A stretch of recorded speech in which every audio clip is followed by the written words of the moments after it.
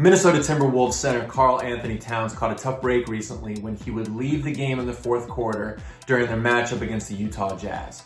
He would leave the game after a fall onto his left wrist that looked pretty bad and he was in noticeable pain. He would return to finish the game, however, after the fact. He reported that he was doing it more so just for distraction purposes. Now, this is actually pretty alarming because he had surgery on that same wrist just a year ago that ended his season. As of this moment, however, Karl Anthony Towns has been diagnosed with a left wrist dislocation, and according to the Minnesota Timberwolves, it does not look like surgery is going to be recommended at this time.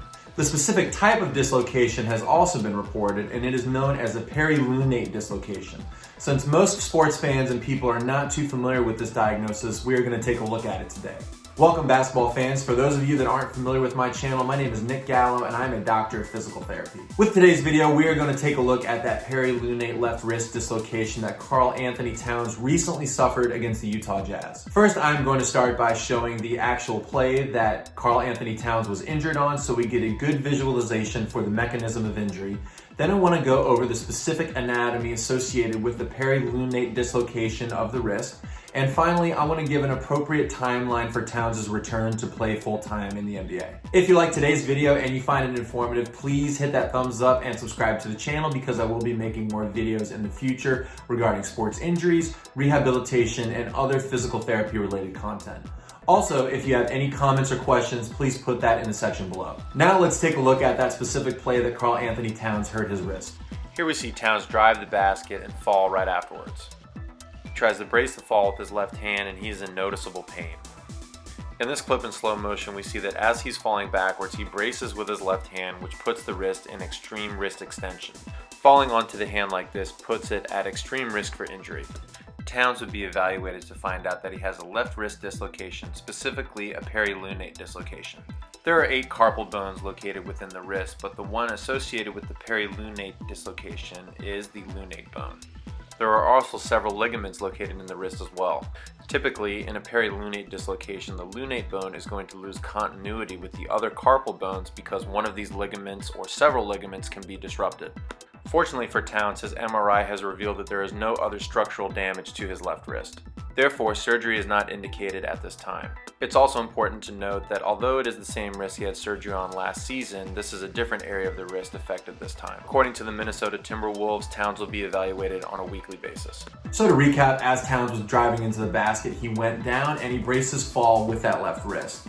As he was bracing his fall, we noticed that he immediately grabs his left wrist and he walks off the court in noticeable pain. Towns would later on be diagnosed with a left wrist dislocation, and it was specifically diagnosed as a perilunate dislocation. Now, typically when a person is going to suffer a perilunate dislocation of the wrist, that is going to be as they're falling, they're going to brace themselves with that wrist in the extended position, which is exactly what happened in Towns' case. Now, the wrist joint is actually made up of several different carpal bones that are within the wrist itself. Now, typically in a perilunate dislocation, the lunate bone of the wrist is actually going to lose continuity with the other carpal bones that are inside the wrist.